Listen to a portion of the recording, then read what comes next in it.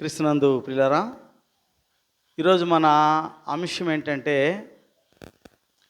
మార్గము. మన వాక్య అంశం ఏంటంటే మార్గము. 1990లోనో 91లో అనుకుంటాను, సరిగా గుర్తులేదు. శివయ్య అని ఒక బాబు ఉండేవాడు. వాడు మాతో ఉండేవాడు. ఒంగోలులో చిన్నవాడు. వాడు వాళ్ళ నాన్నగారు, అంటే వాళ్ళ నాన్న చాలా పెద్దవాడు. చాలా పెద్ద వయసులో పిల్లలు లేక ఆయనకి 40 ఏళ్ళ వయసులోనో 40 ఏళ్ళ పైననో ఒక పిల్లవాడు పుట్టాడు. వాడికి 15 ఏళ్ళు వచ్చేసరికల్లా ఆయనకి 65 ఏమన్నా 55 60 ఉన్నాయి ఆయనకి. ఆయన ఆర్టీసీ డ్రైవర్, గవర్నమెంట్ డ్రైవర్. ఆయన ఆర్టీసీ డ్రైవరు. అయితే ఆ వయసులో ఆయన కొంచెం బలహీనంగా ఉందంట. ఆయన ఎక్కువ లాంగ్ వెళ్ళేవాడు, చాలా దూరం వెళ్ళేవాడు అంట. అయితే ఆయన నాకు కొంచెం బలహీనంగా ఉందంటే డ్యూటీలో ఎవరు లేరు, వెళ్ళాలయ్యా నువ్వు తప్పకుండా చెప్పి ఆయనకి ఆ డ్యూటీ వేసారు. వెళ్తూ ఉన్నాడు. హైదరాబాద్ వెళ్ళాలంట ఆయన.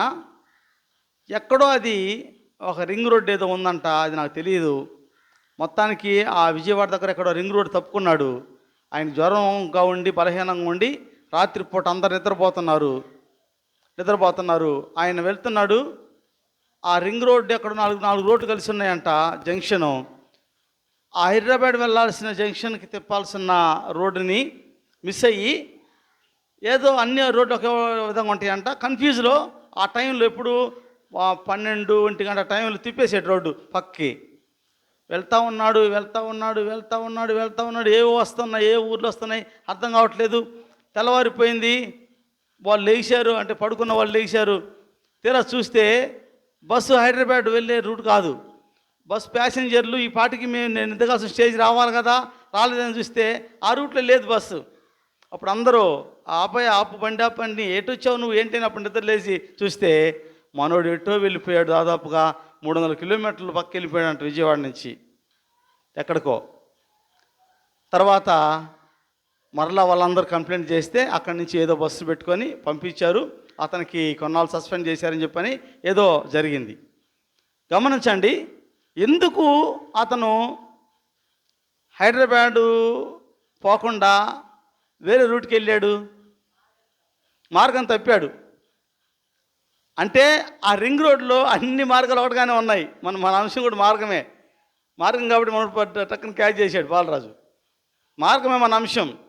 కాబట్టి ఆయన ఆ రింగ్ రోడ్లో 4-5 మార్గాలు ఉన్నాయి. ఏ మార్గమో తెలియక కన్ఫ్యూజ్ అయిపోయి అన్నీ ఒక విధంగా ఉంటే వెళ్ళిపోయాడు. ఎక్కడికో వెళ్ళాడు. ఆయన చేరవలసిన మార్గం మాత్రం రాలేదు. ఈనాడు కూడా క్రైస్తవ్యం ఎలా ఉందంటే, ముఖ్యంగా క్రైస్తవులు ఏ మార్గాన్ని పోతున్నారో, ఏ మార్గం నడుస్తున్నారో వాళ్ళకి తెలియకుండా పోతానే ఉన్నారు. వాక్యం బైబిల్లో చూపిస్తాను. నేను ఏ మాట మాట్లాడిన బైబిల్లో ఉంటుంది. బైబిల్ లేకుండా నేను మాట నాకు రావు కూడా. క్రైస్తవులు ప్రాముఖ్యంగా పోతున్నారు ఏదో ఒక మార్గంలో. కానీ అసలు ఏ మార్గంలో వెళ్తున్నామా, మనం వెళ్ళే మార్గం సరి అయిందేనా, మనం వెళ్ళే మార్గాన్ని గమ్యం చేరతామా అని కనీస అవగాహన లేకుండా వెళ్తూ ఉన్నారు. ఒక రోజున గమ్యం చేరే నాటికి ఆయన ఏ విధంగా సస్పెండ్ అయ్యాడో ఆ విధంగా సస్పెండ్ అయ్యే స్థితి రాబోతుంది మనకి. సరైన మార్గం లేకపోతే సస్పెండ్ అయిపోవటమే. గమనించండి. అందుకే ప్రభు చెప్తున్నాడు, చూడండి ఒక మాట. ఇర్మియా గ్రంథము 6వ అధ్యాయము. ఆనాడు ఇశ్రాయేలు ప్రజలకు ప్రభు చెప్తున్నటువంటి మాట చూద్దాం. ఇర్మియా గ్రంథము 6వ అధ్యాయము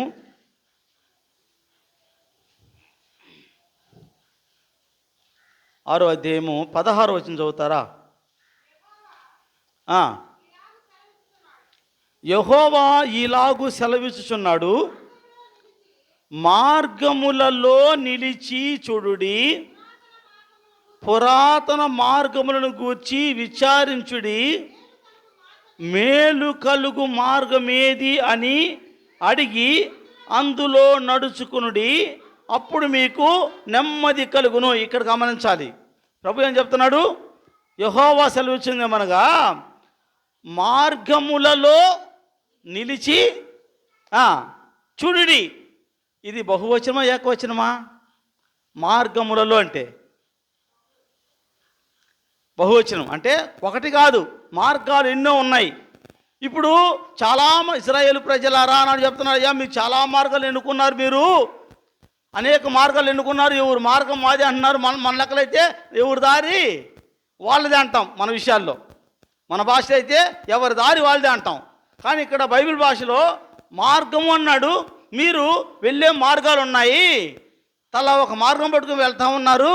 కాబట్టి మీ మార్గాలలో నిలిచి, చదవమ్మా, మార్గములలో నిలిచి చూడుడి, పురాతన మార్గములను కూర్చి. అవి కూడా బహువచనమే. పాత మార్గాలు ఉన్నాయి, మీ ఎప్పటి నుంచో మీరు నడిచే మార్గాలు, పురాతన మార్గాల గురించి విచారణ చేయుడి. ఇక్కడ చూడండి, మేలు కలుగు మార్గము అంటే ఏ వచనం? అది ఏకవచనం.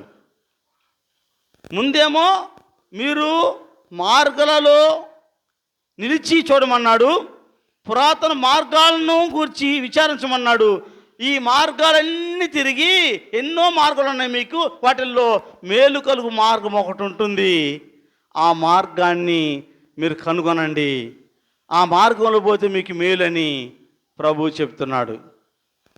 నా ప్రియమైన దేవుని బిడ్డలారా, ఈ రోజున మీరు ఏ మార్గంలో ఉన్నారో మీరే పరిశీలన చేసుకోమని దేవుడు మనల్ని అడుగుతున్నాడు. ఈరోజు మనం పరిశీలన చేసుకోవలసిన వారమై ఉన్నాం. నేను వెళ్ళే మార్గము, ఒక పాట పాడతారు, నేను వెళ్ళే మార్గము నా యేసుకే తెలియును. నువ్వు వెళ్ళే మార్గము దేవునికి తెలుసు. అంటే ఏ మార్గమో ఆయనకు తెలుసు. నువ్వు వెళ్ళేది జీవ మార్గమా లేకపోతే అది జీవం తప్పించే మార్గమా? ప్రభు అన్నాడు, నీవు అన్ని మార్గాలు పరిశీలించండి, జీవ మార్గం ఏదో తెలుసుకోండి, ఆ మార్గంలోకి వెళ్ళమని చెప్పని ప్రభు చెప్తున్నాడు. దాన్ని విచారించే వారు లేకుండా పోయారు ఈనాడు. నా ప్రియమైన దేవుని బిడ్డలారా, ఈ మధ్యాహ్న కాల సమయం ముందు మన జీవితాల్లో మనం నడిచే మార్గం ఏదో అసలు బైబిల్ చెప్తుంది. మార్గం ఏదో తెలుసా? యేసు అంటున్నాడు, నేనే మార్గము సత్యము జీవము. యేసు ప్రభు వారు నేనే మార్గం అంటున్నాడు. ఈ రోజున మీరు అనేక మార్గాల్లో వెళ్తున్నారు. మీ మార్గం మీద ఒకసారి మీరు ధ్యానం చేయండి, లేకపోతే గుర్తు చేసుకోండి, పరిశీలించండి. అయితే నేనే మార్గము. యేసు అంటే ఎవరమ్మా? యేసు అంటే ఎవరు? వాక్యము. ఈనాడు నీకు క్రైస్తవ జీవితంలో నీ జీవితం ముందు కొనసాగాలంటే వాక్యమే నీకు మార్గము. వాక్యాన్ని ప్రక్కన పెట్టి నువ్వు ఏ మార్గాన్ని ఎన్నుకొని నువ్వే త్రోవలో వెళ్తున్నా అది నీకు జీవాన్ని ఇచ్చే మార్గం కాదని గుర్తిరగాలి.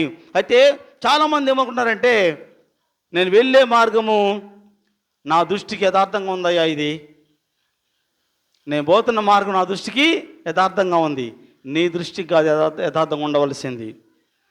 నీ దృష్టికి కాదు, నా దృష్టికి కాదు. నీకు అది మంచిగానే ఉంటుంది, నాకు అది మంచిగానే ఉంటుంది.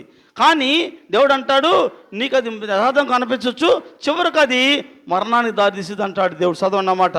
సామెతల గ్రంథం 16వ అధ్యాయము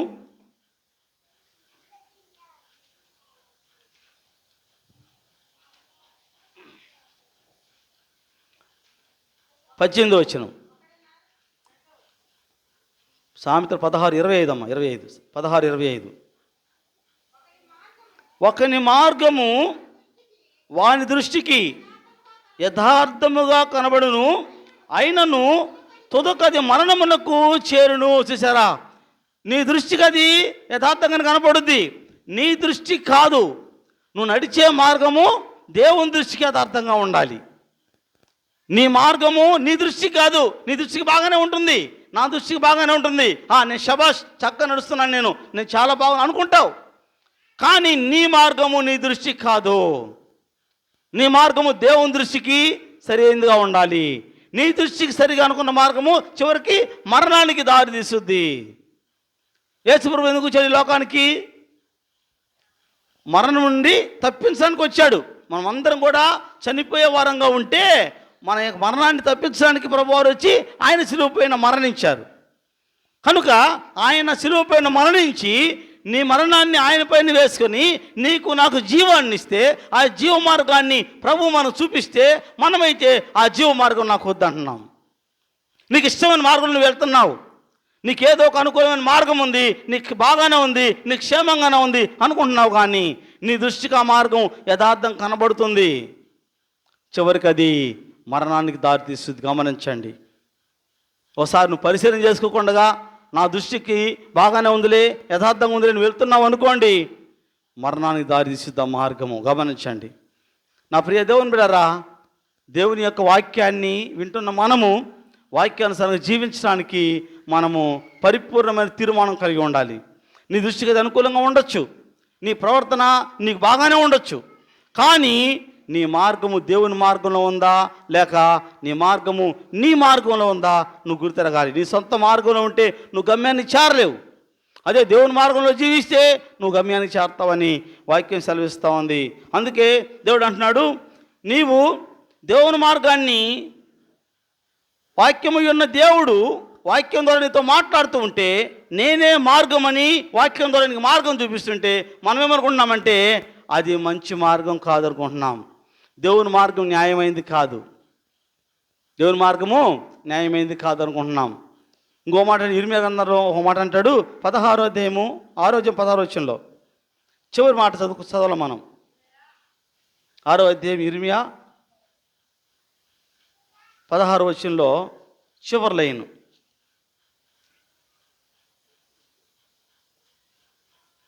యెహోవా ఇలాగ సెలవిచ్చున్నాడు, మార్గంలో నిలిచి చూడుడి, పురాతనమైన మార్గమును గురించి విచారించుడి, మేలు కలుగు మార్గమేది అని అడిగి అందులో నడుచుకునుడి, అప్పుడు మీకు నెమ్మది కలుగును.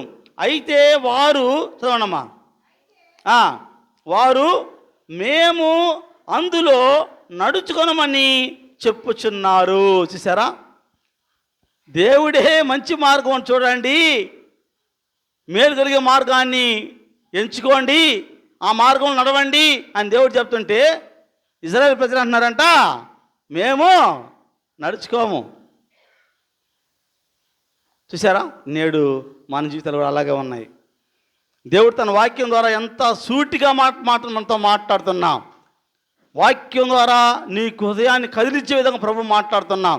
వాక్యం వింటున్నాము, నిజంగా అనుకుంటున్నామేమో, అయినప్పటికీ కూడా మన మనస్సాక్షి అయితే అబ్బే వాక్యంతో మనకొద్దు, నాకేదో ఒక మార్గం ఉంది, నా మార్గంలో నేను వెళ్తాను. చూసారా, వాళ్ళు ఇదే అన్నారు. అక్కడ చివరిలో ఏమన్నారమ్మా, అయితే వారు మేము అందులో నడుచుకొనమని చెప్పుచున్నారు. చూసారా, మేలైన మార్గాన్ని విచారించండి అయ్యా, తెలుసుకోండి అయ్యా, ఆ మార్గం నడుచుకోండి అయ్యా అని దేవుడు చెప్తా ఉంటే వాళ్ళు అంటున్నారు మేము నడుచుకోము మార్గంలో. మన పరిస్థితి కూడా అలాగే ఉంది. దేవుని మార్గం ఏదో తెలుసుకోవాలి. నువ్వు నడిచి నడిచి నడిచి నడిచి అయ్యా నేను నడిచాను కదా అంటే ప్రభు అంటాడు, నేను నిన్ను ఎన్నడూ ఎరుగను. నేను నడిచాను కదయ్యా, నా జీవితం మొత్తం నడిచానే అంటే నువ్వు నడిచేవేమో కానీ నేను ఎరగను నిన్ను. నువ్వు నడిచేవేమో అయ్యా, నేను వాక్యం బోధించాను, నువ్వు బోధించుంటావచ్చయ్యా, నాకు తెలియదు నువ్వెవరో. నేను పాటలు పాడినయ్యా బ్రహ్మాండంగా, అవి పాడేవయ్యా బాగానే ఉంది, కానీ నువ్వెవరు నాకు తెలియదు, నేను ఎరగను. ఎందుకంటే నా మార్గంలో లేవు నువ్వు. నేను మార్గం ఇచ్చారని తెలుసుకోమంటే నా మార్గం పక్కన పెట్టి ఏదో మార్గం నువ్వు అన్నీ చేసావు. నువ్వు చేసావు, చేయమని చెప్పట్లా, చేసావు, కానీ నాకు తెలియదు. గమనించండి, అదే తీర్పులో నీ గురించి నా గురించి మాట్లాడవలసి వస్తే ఏంటి మన పరిస్థితి? గమనించండి. నువ్వు నడిచావు బాగానే అనుకుంటున్నావు, నీ దృష్టికి యథార్థంగా ఉందనుకుంటున్నావు, కానీ అది మరణానికి పోయే మార్గం అని నీకు తెలియజెప్పినా కూడా నువ్వు నేను నడుచుకోను, దేవుడు చెప్తున్నాడు నీ మార్గం మంచిది కాదని, అయినా నేను నడుచుకోను అంటున్నావు. తద్వారా నీకు వచ్చేది నష్టమని వాక్యం తెలియజేస్తూ ఉంది. అయితే ఇలాగ దేవుడు చెప్తా ఉంటే అసలు దేవుని మార్గమే న్యాయం కాదు అంటున్నారంట. అసలు నువ్వు చెప్పే మార్గమే న్యాయం కాదయ్యా, మేము పోయే మార్గమే న్యాయం, మాదే న్యాయమైన మార్గం, నేను పోయేది ఎట్టపోతే నాకు అదే న్యాయం. నువ్వు వాక్యం ద్వారా చెప్పు, నువ్వేమన్నా చెప్పు, నీ వాక్యంలో చూపిస్తే నాకు కాదది, అది న్యాయమైనది కాదంటున్నారంట ప్రజలు. చదువుదాం, బైబిల్లో చూద్దాం. యేసు గ్రంథము యెహెజ్కేలు గ్రంథము 18వ అధ్యాయము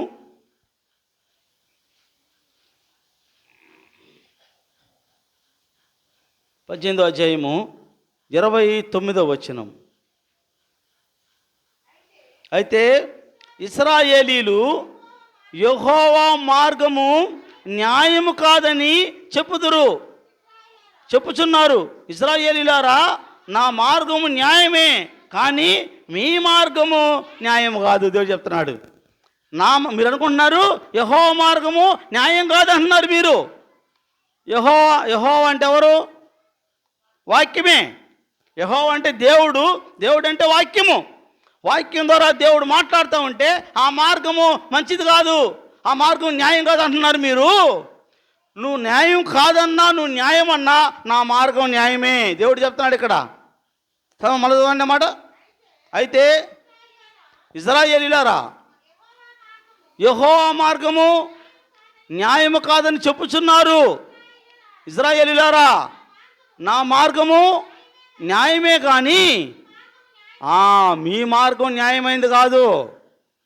మీరేదో మార్గంలో పోతున్నారు, నా మార్గం న్యాయం అనుకుంటున్నారు మీరు. మీ మార్గం న్యాయమైంది కాదు, నేను మార్గాన్ని. ప్రభు మొత్తుకుంటున్నాడమ్మా. ఈ వాక్యాల్లో అర్థాలు మరి మీకేమో ఏమర్థమవుతున్నాయో, ఈ మాటలు చదువుతుంటే నా గుండెలు పగులుతూ ఉంటాయి. నేను చదువుతున్నప్పుడు ఈ వాక్యాలు నా గుండెలు పగులుతుంటాయి. అయ్యో, ఇలా మాట్లాడుతున్నాడు దేవుడు మనతో. దేవుడు నాతో మాట్లాడుతున్నాడు. నువ్వు అనుకుంటున్నావు నీ మార్గం మంచిదని, నీ మార్గము మరణానికి దారి తీస్తుంది.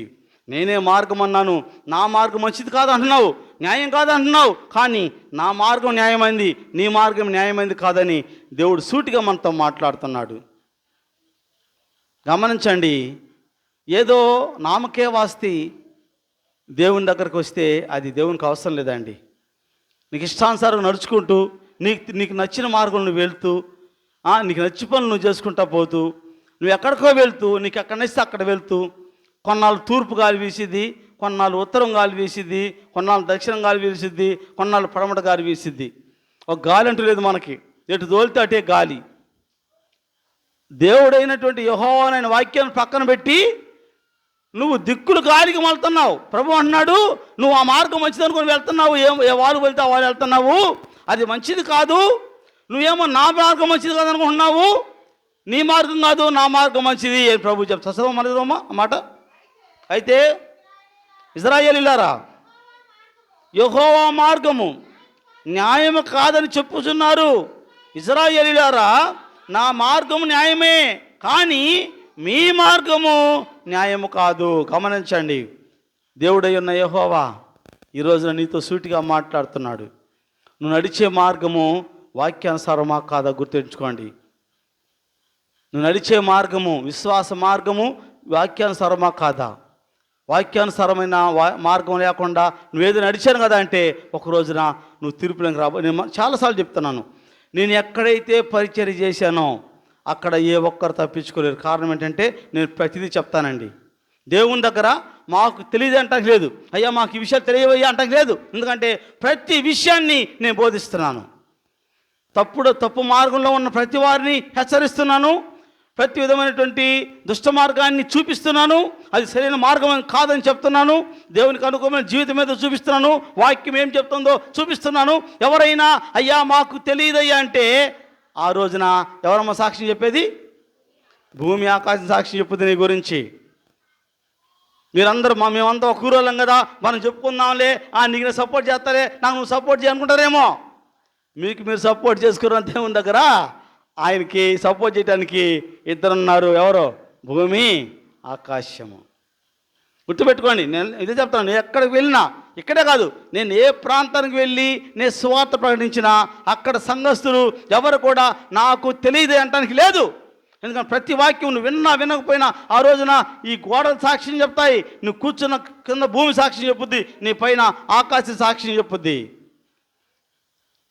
చెప్పాడయ్యా, అదిగో మీ సేవకుడు చెప్పాడు, నేను వీళ్ళు విన్నారు అని చెప్పని భూమిని కింద ఉన్న భూమిని సాక్ష్యం చెప్పుద్ది. గుర్తుపెట్టుకోండి. అందుకు చెప్తున్నా, వాక్యాన్ని విడిచి ఇష్టానుసారంగా జీవించొద్దు. నేను వాక్యంతో మీతో సూటిగా మాట్లాడి చెప్తున్నాను. వాక్యాన్ని విసర్జించి వాక్యాన్ని ప్రక్కన పెట్టి నాకేదో ఒక మార్గం నచ్చింది, నాకు నచ్చిన మార్గం ఇది, ఈ మార్గం వెళ్ళిపోతాను అనుకుంటే నువ్వు తప్పుడు మార్గంలో ఉన్నావు.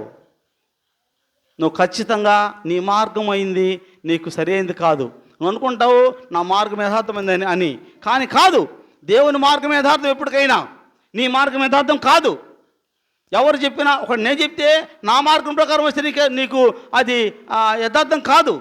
నేను ఒక మార్గం చూపిస్తాను, మా పాస్టర్ గారు చెప్పారు కదా, నా మార్గంలో వచ్చినా కూడా మీకు రక్షణ లేదు. ఇదిగో ఆయన ఉన్నాడు, దేవుడైన యెహోవా వాక్యమైన దేవుడు నీతో మాట్లాడుతున్నాడు. వాక్యానుసారంగా జీవిస్తేనే నీకు రక్షణ అని వాక్యం సెలవిస్తూ ఉంది. కనుక దేవుడు చాలా సూటిగా చెప్తున్నాడు, మేము నీ మార్గం నడవమని అంటారట. అయ్యా, నీ మార్గం మేము నడవము. ఆయన మార్గం ఏంటి? వాక్యమే. నేనే మార్గము సత్యము జీవం అన్నాడు. నేనే అన్న దేవుడు ఎవరంటే వాక్యం అన్న దేవుడు. ఆయన వాక్యం ద్వారా నీకు మార్గాన్ని చూపిస్తే నాకు వాక్యం వద్దు, ఆ మార్గం నాకు వద్దు. నాకు ఒక మార్గం ఉంది. నాకు దొనకొండలో ఒక మార్గం ఉంది, దర్శిలో ఒక మార్గం ఉంది, ఒంగోలులో ఒక మార్గం ఉంది, ఇంకా ఎక్కడో మార్గాలు ఉన్నాయి. ఈ మార్గాలన్నీ నీ దృష్టికి యథార్థంగా ఉన్నాయి, కానీ చివరికి ఎక్కడ తీసుకెళ్తాయి? మరణాన్ని. బైబిల్ చెప్తుంది, చివరికి అవి మరణాన్ని తీసుకెళ్తాయి. ప్రభు వచ్చింది మరణాన్ని తీసుకెళ్ళడానికి కాదు, నిన్ను జీవంలోకి నడిపించడానికి ఆయన వచ్చి ఆయన మరణించాడు నీ కొరకు. నువ్వు నేను జీవంలోకి నడవడానికి మన కొరకు ఆయన మరణించాడు, మనకు జీవాన్ని ఇచ్చాడు. నా ప్రియమైన దేవుని బిడ్డలారా, ఈ రోజున నీ మార్గం సరైనది అనుకుంటున్నావేమో, నీ మార్గం సరైనది కాదు అని దేవుని యొక్క వాక్యం సెలవిస్తుంది. కనుక మన జీవితంలో దేవుని యొక్క మార్గం ఎలాంటిదంటే, దేవుడు ఎందుకు ఈ లోకానికి వచ్చాడు చెప్పండి? యేసు ప్రభువు ఈ లోకానికి వచ్చాడు దేని కొరకు చెప్పండి? ఏమండి, దేనికి వచ్చాడు ఆయన? యేసు ప్రభువు వారు ఈ లోకానికి వచ్చినటువంటి కాన్సెప్ట్ ఏంటి? ఆయన ఏ పని మీద వచ్చాడు? మత్తయి సువార్త 1వ అధ్యాయము 21వ వచనం. ఆమె ఒక కుమారుని కనును, తన ప్రజలను వారి పాపముల నుండి ఆయనే రక్షించారు. ఎందుకు వచ్చాడు ఆయన? తన ప్రజలను వారి పాపముల నుండి రక్షించడానికి వచ్చాడు ఆయన. యేసు ప్రభువారు పాపము నుండి విమోచించడానికి వచ్చాడు అంతే. ఈ రోజున పాపాలను పక్కన పెట్టేశారు. ఆయన రోగాలు మానిపే దేవుడు, ఆయన జబ్బులు తీసేసే దేవుడు, ఆయన డబ్బులు ఇచ్చే దేవుడు, ఆయన అప్పులు తీసేసే దేవుడు. భ్రమ కావాలి మనుషులకి, సాతాను భ్రమ పెట్టించాడు. నీకు డబ్బున్న లేకపోయినా పరలోకం చేరతావు. అందుకే ప్రభువు చెప్పాడు ఉపమానాల్లో, పేద లాజరు ధనవంతుడు. చెప్పాడు ఉపమానము, ధనవంతుడు బీద లాజరు. ఎవరు పోయారు పరలోకానికి? బీద లాజరు. క్లియర్గా లాజరు అని లేదు అక్కడ, బీద లాజరు ఉంది. బీద లాజరు, బీదవాడు లాజరు పరలోకానికి వెళ్ళాడు. ధనవంతుడు కొత్త కుట్లు కట్టించాడు, ఉండ కుట్లు చాలక కొత్త కుట్లు ధాన్యం పోసాడు. నా ప్రాణమా తినుము తాగుము తరతరాలకు సంపాదించానన్నాడు. అప్పుడే వెర్రివాడా, నువ్వు వెర్రివాడిరా, నువ్వు ధనం సంపాదించిన గొప్ప నువ్వు వెర్రివాడిరా నువ్వు అన్నాడు. వెర్రివాడా, నీ ప్రాణాన్ని అడుగుతున్నారా? గమనించండి, నీ డబ్బు కాదు నీతి మార్గం అంటే, నీకున్న శక్తి సామర్థ్యాలు కాదు, కానీ నువ్వు పేదవాడివైనా, నువ్వు ఏమీ లేకపోయినా, నువ్వు చివరికి మరి కరువు అనుభవిస్తున్నప్పటికి కూడా ఆత్మీయ జీవితంలో తొట్టిరకుండా జీవిస్తే ఆ జీవితం నేను పరలోకాన్ని చేర్చుద్ది. విషయాన్ని ఎవరు మర్చిపోవద్దండి. డబ్బు కోసం ఎవరు అంటే ప్రయాసపడద్దు. డబ్బు కావాలి, నీ జీవితానికి అవసరమైన అవసరాలు అన్నీ కావాలి, అవన్నీ ప్రభు తీరుస్తానంటున్నాడు. ఆయన అసమర్థుడు కాడు. పండగ వస్తుందంటే పండగకి చిన్నపిల్లలు ఉన్నారు. ఇప్పుడుగో ఈ పిల్లలు ఉన్నారు, ఈ పిల్లలు ఆలోచన చేస్తారా? నేను డ్రెస్ కొనుక్కోవాలా, నాకు డబ్బులు కావాలా, నాకు 200 అవుతాయి 500 అవుతాయి, వాళ్ళు ఆలోచన చేస్తారా? వాళ్ళు చేయరండి. ఎవరు చేస్తారు? మనం చేస్తాం. ఆ పిల్లలకి ఏం తెలియదు, ఏడవడం తెలుసు వాళ్ళకి. ఏమి పండగ రోజు ఏడుస్తారంతే వాళ్ళకి ఏడవడం తెలుసు, వాళ్ళకి కావాల్సిన అవసరాలు మనం తీరుస్తాం. కనుక ప్రభువు చెప్తున్నాడు, నీ కొరకు నా కొరకు ఆయన అన్ని అవసరాలు చేస్తారు, రెడీగా ఉన్న ఆయన ఉన్నాడు, నేను తీరుస్తానన్నాడు. నీ ప్రతి అవసరాన్ని నా మహిమేశ్వరులు మీకు తీరుస్తానని చెప్తే ప్రభు చెప్తున్నాడు. నువ్వు కోరాల్సింది ఏంటంటే నీ అవసరాలు కాదు, ఆయన మార్గం మీద తెలుసుకుని నడవాలి. ప్రభు మార్గంలో నడుస్తూ ఉంటే నీకు కావాల్సిన అవసరాలు, నీ కోరికలు, నీకున్న ప్రతి అక్కర ఆయన తీరుస్తాడు. వాక్యం సెలవిస్తూ ఉంది. గమనించండి, ఆ మార్గాన్ని తెలుసుకోమని చెప్పని ప్రభు చెప్తున్నాడు. నేటి కూడా మార్గం తెలుసుకునే వాళ్ళు లేరని వాక్యము మరి మనం తెలియజేస్తూ ఉంది. గమనించారా? ఈ రోజున మన మార్గము ఇవన్నీ కాదు, కానీ ప్రభు వచ్చింది పాతాళం నుంచి తప్పించడానికి ప్రభు వచ్చాడు. ఒక రోజున పాతాళను మనం నశించిపోతున్నాము. ఏ ఒక్కడు నశించిపోవట దేవునికి ఇష్టం లేదు. నశించిపోతున్న ప్రతి ఆత్మను వెదకి వెదకి రక్షించడానికి లోకానికి వచ్చాడు ఆయన. కాబట్టి నువ్వు పాతాళానికి పోతా ఉంటే ఆ మార్గం నుంచి తప్పించడానికి ప్రభు వచ్చినట్టుగా వాక్యం సెలవిస్తూ ఉంది. చదువుకుందామా? సామెతల గ్రంథము 15వ అధ్యాయము. సామెతల గ్రంథము 15వ అధ్యాయము.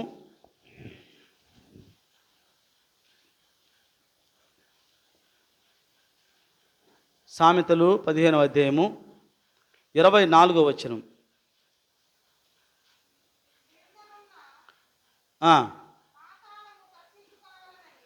క్రిందనున్న పాతాళమును తప్పించుకొనవలెనని బుద్ధిమంతుడు పరమునకు పోవు జీవమార్గమును నడుచుకుని. చూసారా? మళ్ళీ చూద్దాం, చూడండి. క్రిందనున్న పాతాళమును తప్పించుకొనవలెనని. దేనికమ్మా? పాతాళం ఒకటి ఉంది క్రింద. ఆ క్రింద ఉన్నటువంటి పాతాలను తప్పించుకొనవలెనని బుద్ధిమంతుడు పరమునకు పోవు జీవమార్గమున నడుచుకో. చూసారా? ఎవడైనా బుద్ధిమంతుడిగా ఉంటే పరమునకు పోయే మార్గం ఏదని తెలుసుకొని ఆ మార్గం నడుచుకుంటాడు. ఈరోజున ఏ మార్గం నడుస్తున్నారు? ఏ మార్గం పోతే నాకు అప్పులు పోతాయి, ఏ మార్గంలో పోతే నాకు జబ్బులు పోతాయి, ఏ మార్గంలో పోతే నాకు కష్టాలు పోతాయి, ఏ మార్గంలో పోతే నేను ఇల్లు కట్టుకుంటాను, ఏ మార్గంలో పోతే. ఉచితం చెప్పనా? ఈనాడు సేవకులు ఎట్టయిపోయారంటే, నీకు ఉద్యోగం కావాలన్నా రా నా కాడికి, నువ్వు కానుకి నీకు ఉద్యోగం వస్తుంది. ఎక్కడుందండి బైబిల్లో? చూపించగలరా? నాకు అర్థం కాల. నేను చాలాసార్లు బైబిల్ చదివాను, నాకు ఎక్కడా బైబిల్లో కనపల్లా కానుకి ఇస్తే ఉద్యోగం వచ్చుద్దని. ఉందా? పబ్లిక్గా టీవీలో చెప్పే సేవకులు ఉన్నారు.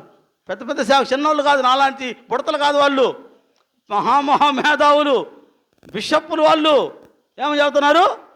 నువ్వు కానుకిస్తే మన సాక్ష్యం కూడా వాళ్ళు ఆ చెప్పిస్తారు వాళ్ళ చేత. అది ఎంత బుద్ధి లేని సాక్ష్యం. వాళ్ళు వచ్చి, నేను 4 సార్లు టీవీ ప్రోగ్రాం బలపరిచాను, దేవుడు నాకు ఉద్యోగం ఇచ్చాడు. ఎక్కడుందండి బైబిల్లో?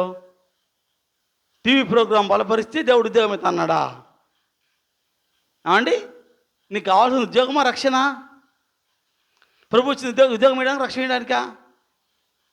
యేసు ప్రభు లోకానికి వచ్చింది ఉద్యోగాలు ఇవ్వడానికా, రక్షణ ఇవ్వడానికా? మరి వీళ్ళు చెప్పే సాక్ష్యాలు ఏంటి? మరి చెప్పే సేవకులు ఏంటి? మరి గమనించండి. నేను లైవ్లో ఉన్నాను.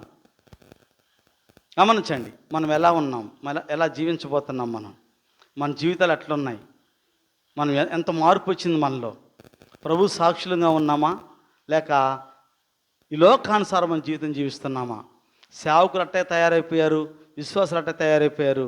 నీ జీవ మార్గం ఏదో గుర్తిరిగే వారు లేరు. ఏమండి, నీకు కావాల్సింది రక్షణ.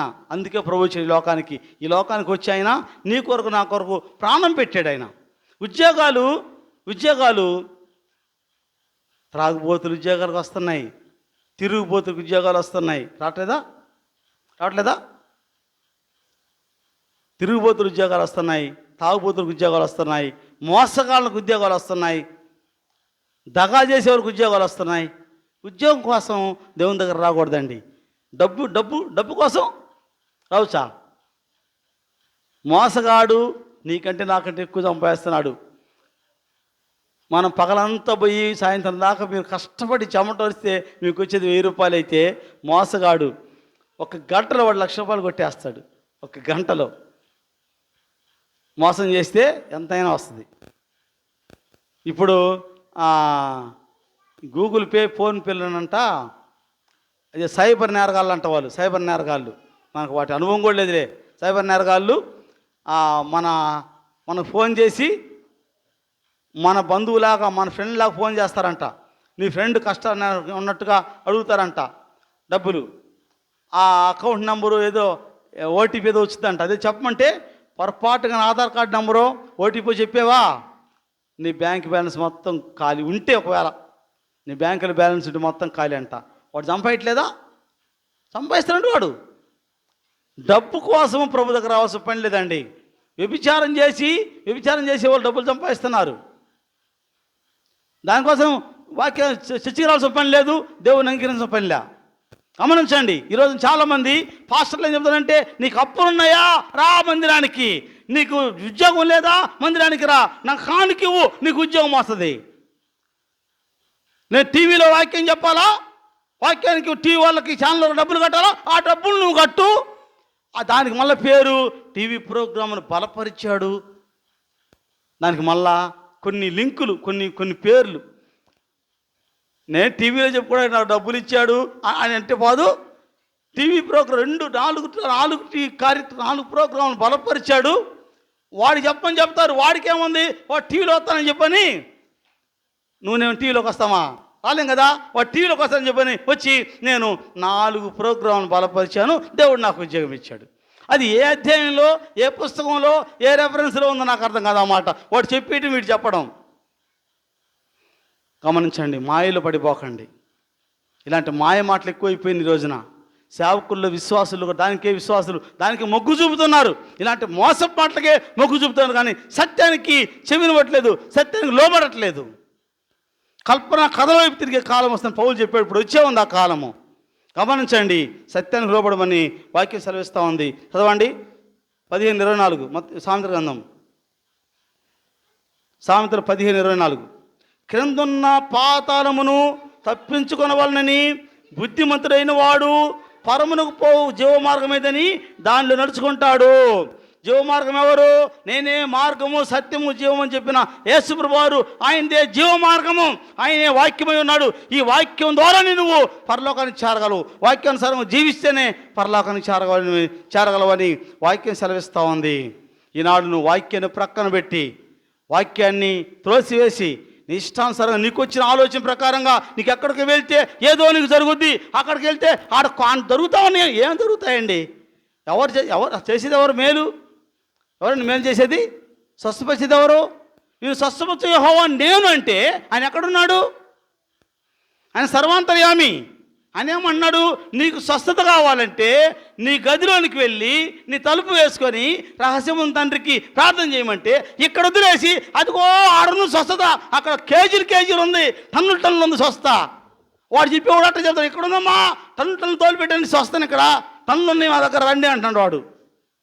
గమనించండి, నీ జీవితంలో మార్పు లేకుండా, నువ్వు గదిలోకి వెళ్ళి ప్రార్థన చేయకుండా, ప్రభువుకి నీ ప్రార్థన అంగీకారంగా ఉండకుండా నువ్వు ఎక్కడికి వెళ్ళినా బూడిదే.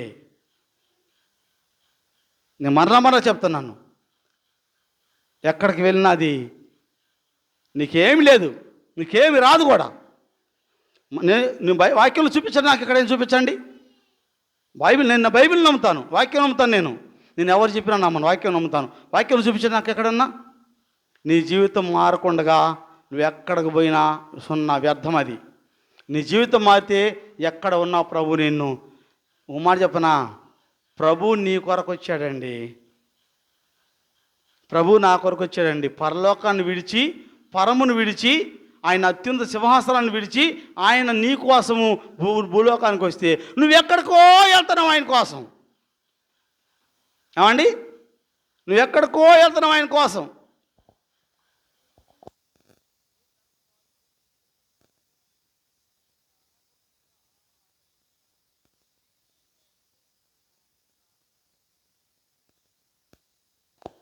మనం కూడా అంతే, వాళ్ళని అంటాం కానీ నువ్వు చేసే పని అయితే, నాకు ఆన్ రాలేదయ్యా నువ్వు గుడిపాట్లో, నేను గది లేకపోతే నువ్వు ఆన్ రాలేదయ్యా నాకు, నువ్వు ఒంగోలులో ఉన్నావు అంటయ్యా, ఇప్పుడు ఇన్నకట్లోకి వచ్చావంట. ఏం తడలేదు నీకు వాళ్ళకి. ఆలోచన చేయండి, మీకు ఇది కష్టంగా ఉందేమో. నేను చెప్పేది వాస్తవాలు.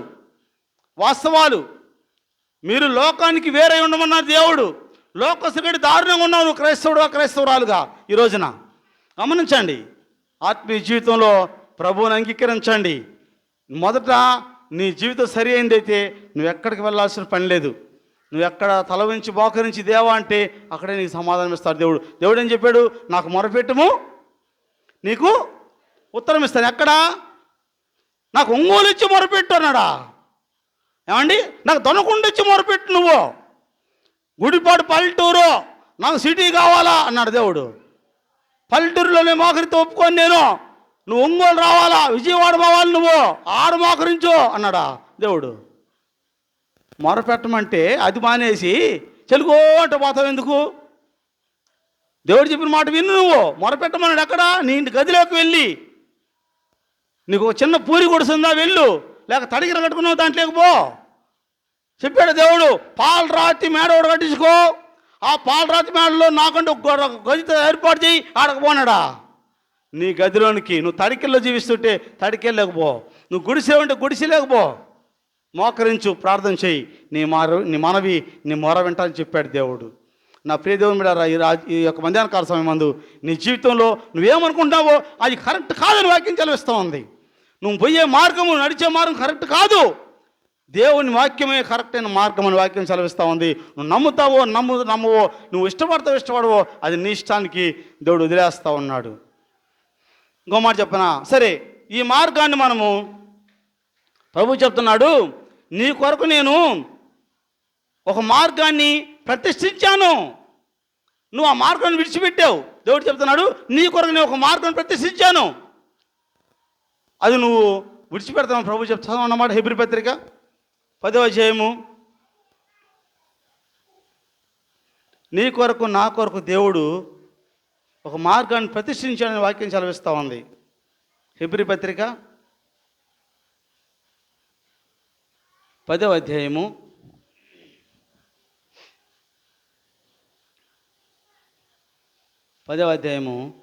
19-20 వచనాలు. సహోదరులారా,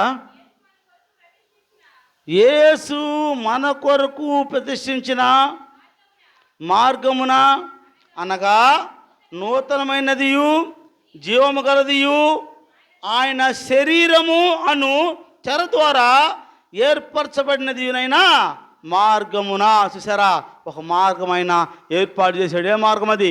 పరిశుద్ధమైన నూతనమైన జీవం గల మార్గము. ఆ మార్గము నీ కొరకు ఆయన ప్రతిష్ఠించాడు. ఏంటి ఆ మార్గము? నేనే ఆ మార్గం అన్నాడు ఆయన. నీ కొరకు ప్రతిష్ఠించిన మార్గం ఏంటంటే నేనే ఆ మార్గం ప్రభు అన్నాడు. అంటే వాక్యమే మార్గము. నీ జీవితంలో వాక్యానుసారంగా జీవిస్తేనే నీకు జీవము. నువ్వు ఎక్కడికి వెళ్ళినా అవి మార్గాలు కాదు. ఇదిగో మార్గం, ఇది వాక్యము. వాక్యము. నీ భర్తకు లోబడు అని వాక్యం చెప్తా ఉంటే, భర్తకు అన్నం పెట్టే భార్యలు లేరు, భర్తకి లోబడే భార్యలు లేరు, భర్తను మోసం చేసే భార్యలు ఉన్నారు. లేరా? మీరు అన్నట్లా ఉన్నవాళ్ళు చిన్న చెప్తున్నా. భార్యను ప్రేమించండి అని భర్తకు చెప్తే అంటే భార్యను ప్రేమిస్తున్నారా? భర్తలు ద్వేషిస్తున్నారు, దూషిస్తున్నారు, కఠినంగా వారిని బాధ పెడుతున్నారు, మాటలతో వారిని కుళ్ళబడుస్తూ ఉన్నారు. ప్రేమించాల్సిన భర్తలు అదండి మార్గము. ఈ మార్గం సరి చేయి. నువ్వు నీకు ఇచ్చిన బాధ్యత కుటుంబంలో తల్లిగా, తండ్రిగా, భార్యగా, భర్తగా, కుమారుడుగా, కుమార్తెగా నీకు ఇచ్చిన బాధ్యత నువ్వు నెరవేర్స్తే చాలు, పరలోకానికి వెళ్తావు. నువ్వే కాశీ పోనవసరంలా. ప్రభు ఎక్కడ రమ్మని చెప్పాలా నిన్ను? నీవు నీ బాధ్యత నెరవేరిస్తే చాలు. తల్లిగా నీ బాధ్యత నెరవేర్చు, భార్యగా నీ బాధ్యత నెరవేర్చు, తండ్రిగా నీ బాధ్యత నెరవేర్చు, ఒక సహోదరుడుగా నీ యొక్క బాధ్యత నెరవేర్చు, కుమారుడుగా నీ బాధ్యత నెరవేర్చు. నీకు ఇచ్చిన బాధ్యత నువ్వు నెరవేరిస్తే నువ్వు పరలోకానికి వారసురాలు అవుతావు. దాన్ని విస్మరించావంటే, నీ బాధ్యతను పక్కన పెట్టావంటే నువ్వు పరలోకానికి వెళ్ళవు. ఎక్కడికి వెళ్ళినా పరలోకానికి వెళ్ళలేవు. వాక్యం సెలవిస్తూ ఉంది. చదవండి, మరలా చెబుతున్నాను. అంతే ఇక్కడ ఏమన్నా చూడండి, నేను నీ కొరకు, అమ్మా 19 వచ్చినమ్మా, సహోదరులారా, యేసు మన కొరకు ప్రతిష్ఠించిన మార్గమున, అనగా నూతనమైనదియు జీవము గలదియు ఆయన శరీరము అను తెర ద్వారా, చూసారా, ఆయన శరీరం అనే తెర నీ కోసం ఆయన ప్రాణం పెట్టి ఆ తెర ద్వారా నీకు జీవ మార్గాన్ని ఇచ్చాడు ఆయన. అందుకే అన్నాడు యేసు, నేనే మార్గము, సత్యము, జీవం అన్నాడు. ఆ మార్గం అంటే అదిగో వాక్యమే యేసు ప్రభువారై ఉన్నాడు, వాక్యమే దేవుడై ఉన్నాడు. కనుక వాక్యానుసారంగా జీవిస్తే చాలు. నువ్వు ఎక్కడికి పోనవసరంలా. నేను మరలా చెప్తున్నాను, నువ్వు ఎక్కడికి పోనవసరంలా. వాక్యానుసారంగా జీవిస్తే చాలు. నువ్వు వాక్యానుసారం జీవితం లేకుండా ఎక్కడికైనా వెళ్ళి నువ్వు ఆ రోజున, అయ్యా నేను డబ్బులు ఛార్జీకి లేకపోయినా అప్పు చేసిపోయానయ్యా ఒంగోలు. ఎవడు బొమ్మన్నా నేను అంటాడు ఆయన. ఎవడు బొమ్మన్నా నిన్ను ఒంగోలు? నీ బొమ్మని చెప్పాను నేను ఒంగోలు విజయవాడ. ఎందుకు పోయావు? నేనేం చెప్పాను? నీ గదిలోనికి వెళ్ళు, రహస్యం తండ్రికి ప్రార్థన చేయమని ప్రార్థన చేయమని చేసావా? గమనించండి, ప్రార్థనా జీవితాన్ని ప్రారంభించండి. దేవుని సన్నిధిలో ప్రార్థించడం నేర్చుకోండి. దేవునికి మనవులు అప్పగించడం నేర్చుకోండి. ప్రార్థన అంటే చాలామంది అంటారు, ఏడన్నా పిల్లలతో గోల అయిపోయింది ప్రార్థన చేద్దామంటే. పిల్లలతో ఒకటే గోల అయింది, ప్రశాంతత లేదన్నా, పగలంతా పని. మరి టీవీ ఎందుకు చూస్తున్నాం? టీవీ మానుకోవట్లేదే. పిల్లలు గోలే, ప్రశాంతత లేదు, పని. మరి టీవీ ఇప్పుడు టీవీ కంటే ముందు ఏమొచ్చింది ముందు? ఇది టీవీ అన్న ఇంట్లోకి పోవాలా, ఒక సర్టన్ ప్లేస్లో పెడతాం టీవీని. ఎక్కడ? హాల్లోనో ఏదో ఒక రూమ్లో పెడతాం, ఆడపోయి కూర్చోవాలా.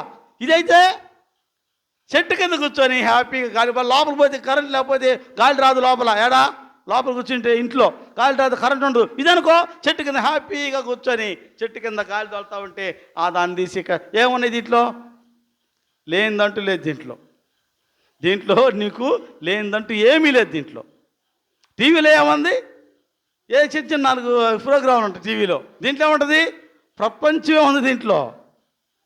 ఈనాడు వీటంటికి సమయం ఉంది, కానీ దేవుని సమయం, ప్రార్థించే సమయం లేదు. దయచేసి గమనించండి, ఈ లక్షణాలు అలవర్చుకోండి. మొట్టమొదట దేవుని కొరకు ఈ లక్షణాలు అలవర్చుకోండి. తర్వాత నువ్వు గొప్ప దీవెన పొందుతావని వాక్యం సెలవిస్తావు. సరే, చూద్దాం. మరి ఈ మార్గము మనం ఎలా తెలుసుకోవాలి? నేను ముగిస్తున్నా. ఇవన్నీ బాగానే ఉన్నాయి, మరి ఈ మార్గం ఎలా తెలుసుకోవాలి? ఎక్కడ తెలుసుకోవాలి? ఏమండి, ఎక్కడ తెలుసుకోవాలి ఈ మార్గము? ఇప్పుడు ఒక పని గురించి తెలుసుకోవాలనుకో వేలుతర పని ఎక్కడ తెలుసుకోవాలి? ఆ మేస్త్రి గారు తెలుసుకోవాలి. ఒక పనికి వెళ్తే నీ పైన ఉన్న మేస్త్రి చేస్తూ ఉంటే అది చూసి నేర్చుకుంటావు ఆ పని. ఏమండి, టైలరింగ్ నేర్చుకోవాలి. ఎక్కడికి వెళ్ళాలి? ఒక టైలర్ కాడికి వెళ్తే ఆ టైలరు కుడుతూ నీకు నేర్పిస్తారు టైలరింగ్. లేదు, ఇంకో పని నేర్చుకోవాలి, ఏదైనా ఆ చేసే వ్యక్తితో నేర్పిస్తారు. మరి ఈ మార్గం ఎక్కడ నేర్చుకోవాలి? మనం చెప్పుకున్నామే, దేవుడు ఒక మార్గం ఉందన్నాడే. ఆ మార్గం ఎక్కడ నేర్చుకోవాలి? ఎక్కడ పోవాలి ఈ మార్గానికంటే? చూద్దాం బైబిల్లో. ఆయన చెప్తున్నాడు, కీర్తన 32:8.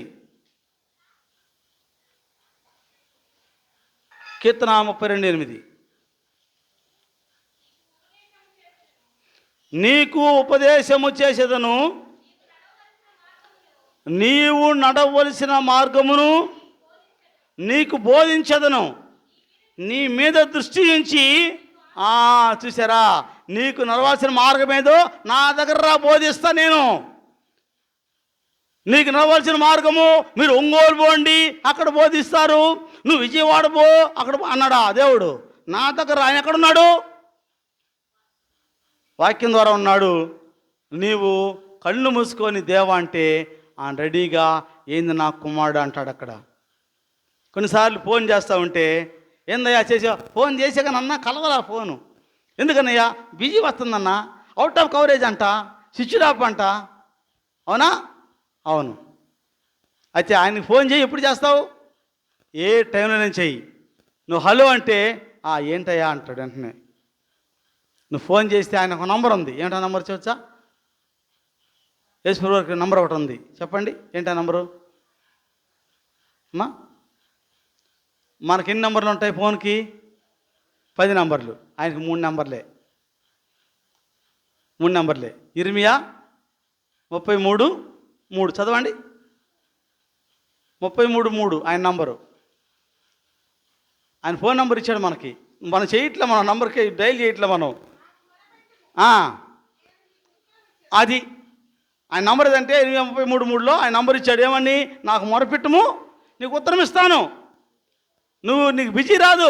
నా ఫోన్ ఎప్పుడు నీకు బిజీ రాదు. నా ఫోన్ ఎప్పుడు స్విచ్ ఆఫ్లో ఉండదు. నా ఫోన్ ఎప్పుడు అవుట్ ఆఫ్ కవరేజ్లో ఉండదు. నువ్వు ఎందుకని చేరుకోలేకపోతున్నావు అంటే నువ్వు మొరపెట్టట్లా. నువ్వు ఏడకడకు పోవడం చూస్తున్నావు, కానీ అవన్నీ నేను కోరలా. నేనేం కోరాను? నాకు మొరపెట్టంటే దాన్ని చేయట్లే నువ్వు. నాకు మొరపెట్టకుండా నువ్వు ఎక్కడికో వెళ్ళాలని పెద్దోళ్ళు అంటారు. తిరిగే కాలు తిట్టేనోరు చెప్పరే ఉండదంట. తిరిగే కాలు ఒక చోట ఉండదు, ఎందుకంటే అలవాటు అయిపోయింది ఈ కాలుకి. తిట్టే నోరు ఇంకా నువ్వు ఎంత కప్పెట్టు, ఈ నోరు ఆగదు. అవి రెండు మానుకోవాలా, తిరగకుండా మానుకోవాలి, తిట్టకుండా మానుకుంటే కానీ మానుకోవు. కాబట్టి ఈ రోజున నువ్వు ఎక్కడికి తిరగాల్సిన అవసరం లేదండి. ప్రభువారు పరలోకాన్ని విడిచి నీ దగ్గరకు వస్తే నువ్వు ఇక్కడి నుంచి ఎక్కడికి పోతానంటావేంటి? ఆయన నీ కోసం వచ్చాడు కదా ఈ లోకానికి, ఆయన మొరపెట్టమన్నాడు కదా, అది మర్చిపోయి నువ్వు. నా ప్రియ దేవుని బిడ్డారా, గమనించండి, నీ జీవితంలో మార్పు కొరకు దేవుడిని అడగాలి. ఇలాగ నన్ను ఎక్కడ నేర్చుకోవాలంటే మాట కీర్తన 32:8, నీకు ఉపదేశము చేసేదను, నీవు నడవలసిన మార్గము నీకు బోధించదను. నీవు ఎట్ట నడుచుకోవాలో నా దగ్గరకు వస్తే, వాక్యమైన దేవుని దగ్గరకు వస్తే వాక్యమైన దేవుడు నీకు బోధిస్తాడు నువ్వు ఎలా నడుచుకోవాలో. అలా నడుచుకోవడానికి ఇష్టపడితే ఆయన నీకు ఎప్పుడు తోడుగా ఉంటానంటున్నాడు. నువ్వు కానీ ఆయన మార్గం అవడానికి ఇష్టపడితే ఆయన నీకు తోడుగా ఉంటున్నాను అంటున్నాడు. చివరి మాట చెప్పి నేను ప్రార్థన చేస్తాను. యెహోషువ 1:9, యెహోషువతో దేవుడు అంటున్నాడు, యెహోషువతో దేవుడు అభయం ఇస్తున్నాడు. 1వ అధ్యాయం 9వ వచనం. అదే అభయాన్ని దేవుడి ఈ మధ్యాహ్న కాల సమయం మందు నీకు కూడా ఇస్తున్నట్లుగా నువ్వు నమ్మవలసిన వాడివై ఉన్నావు, నమ్మవలసిన దానవై ఉన్నావు. యెహోషువ 1వ అధ్యాయం 9వ వచనం, నేను నీకు ఆజ్ఞ ఇచ్చున్నాను కదా, నిబ్బరము కలిగి ధైర్యంగా ఉండము, దిగులు పడద్దు, జడియొద్దు, నీవు నడుచు మార్గం అంతట్లో నీ దేవుడు యెహోవా నీకు తోడై ఉండును. ఆమేన్. ఈ రోజున నువ్వు నడిచే మార్గం దేవునికి అప్పగిస్తే ఆయన నీకు చూపిస్తాడు. ఆ మార్గంలో ఆయన నీకు తోడుగా ఉంటాడు. నువ్వేమంటున్నావంటే, నీ మార్గం నాకు వద్దయ్యా, నాకు ఒక మార్గం ఏర్పాటు చేసుకున్నాను, నేను రిజిస్ట్రేషన్ చేసుకున్నాను ఒక మార్గాన్ని, ఆ మార్గానికి వెళ్తా నేను. నీ మార్గం బైబిల్ చెప్తుంది, దేవుడినంట ఆయన నువ్వు నాకు వద్దంటున్నారు, నీ మార్గము సరైనది కాదంటున్నారంట ప్రజలు. గమనించండి, ఈ రోజున నీకు సరైన మార్గం కావాలంటే వాక్యమే మార్గము. వాక్యానుసారంగా జీవించు, వాక్య పెరుగులో నీ జీవితాన్ని కాపాడుకోమని వాక్యం సెలవిస్తూ ఉంది. అటువంటి ఉన్నతమైన మార్గము కనుగొని అలాగ జీవించడానికి దేవుడు మనకు ఎల్లప్పుడూ తోడై ఉండి దీవించి నడిపించునుగాక. ఆమేన్. తల్ల వచ్చుదాం, ప్రార్థన చేసుకుందాం. పరిశుద్ధుడైన తండ్రి, మీ పరిశుద్ధ నామానికి వేలాది స్తోత్రం చెల్లిస్తున్నామయ్యా. నైనా ఈ మధ్యాహ్న కాల సమయమందు చక్కని సందేశం ద్వారా మీరు మాతో మాట్లాడి ఉన్నారు. మీ స్తోత్రాలనైనా, మీరు మార్గమై ఉన్నారు. ఈనాడు తండ్రి అనేకులు అనేక వారి సొంత మార్గాల్లో వారు ఎన్నుకొని నడుస్తున్నారు. తద్వారా తండ్రి ఆ మార్గాలు మరణాన్ని దారితీస్తున్నాయి ప్రభా. అయ్యా తండ్రి, కానీ మీరైతే జీవ మార్గాన్ని మాకు చూపించారు, మా కొరకు మార్గాన్ని ఏర్పాటు చేశారు. మీరే మార్గం అయ్యారు ప్రభా. నేనే మార్గమును సత్యమును జీవనన్నారు తండ్రి. జీవ మార్గాన్ని మీలో ఉంచి మాకు మీరు అనుగ్రహించారు. వాక్యం ద్వారా మీరు మాతో మాట్లాడుతున్నారు. ఈ రోజున వాక్యానుసారంగా జీవిస్తే ఆ జీవ మార్గంలో మేము ప్రవేశిస్తామని మీ లేఖనం సెలవిస్తుంది ప్రభా. మీ దగ్గరకు వచ్చి ఆ మార్గం నేర్చుకోవాలి తండ్రి. మీరు అన్నారు, రండి నా యొద్దకు, ఆ మార్గం ఏదో నేను మీకు నేర్పిస్తానని చెప్పి సెలవిచ్చిందేవా. మీ స్తోత్రాలు. అటువంటి మార్గంలో జీవించే భాగ్యం మాకు దయచేయమని, మీరు అక్కడ సిద్ధపడే భాగ్యం అనుగ్రహించమని యేసుక్రీస్తు వారి పరిశుద్ధ నామమున ప్రార్థించి అడిగి వేడుకొంచున్నాం పరమ తండ్రి. ఆమేన్.